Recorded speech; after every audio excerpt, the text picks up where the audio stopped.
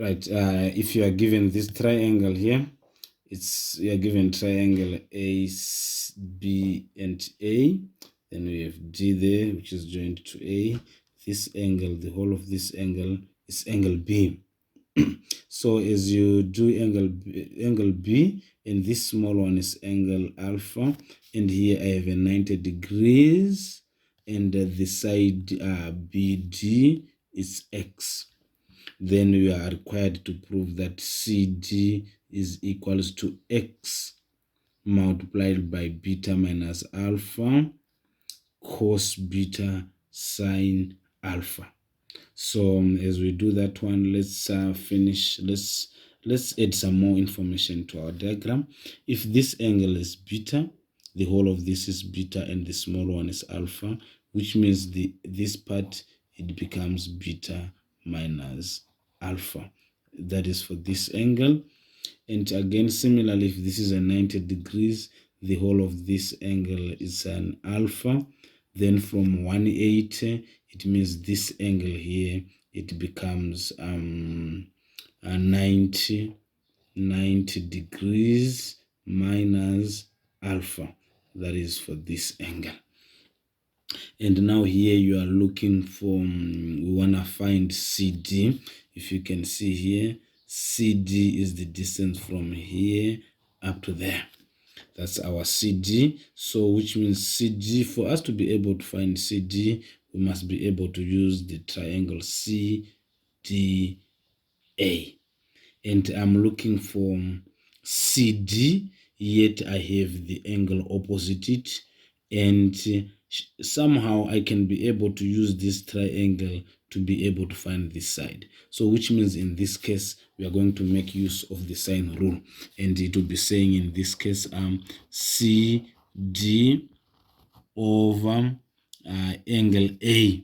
The angle A I'm referring to is this one.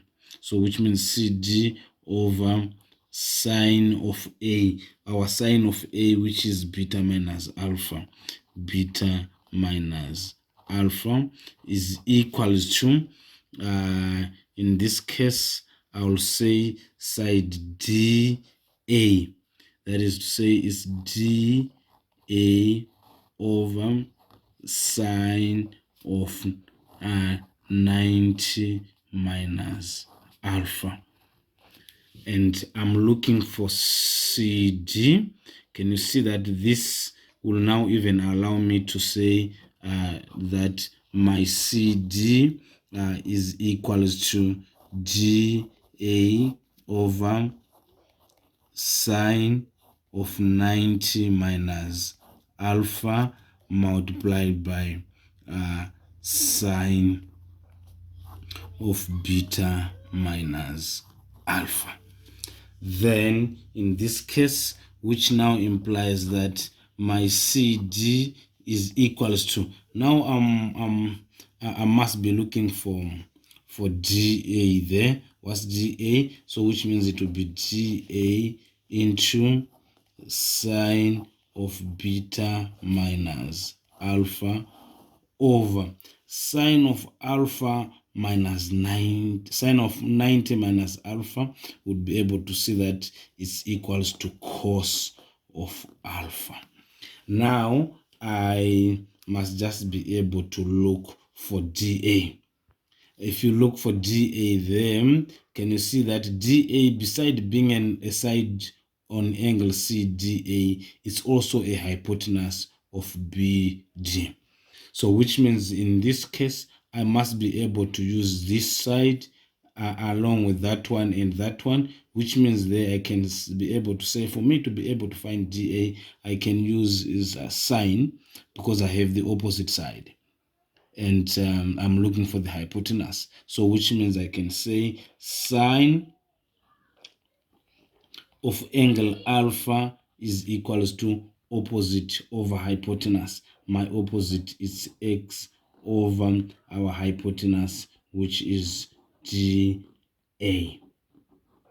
So as I make DA the subject there, it now means the DA will now be equals to X over sine alpha.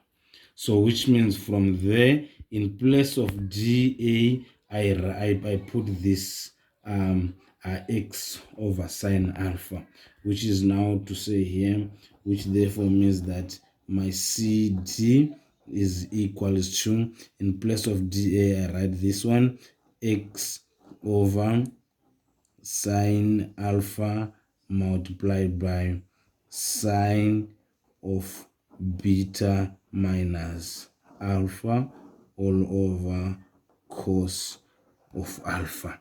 Then, which means we must be able to nicely rewrite it as CD is equals to x into sine of beta minus alpha all over cos beta multiplied by sine alpha.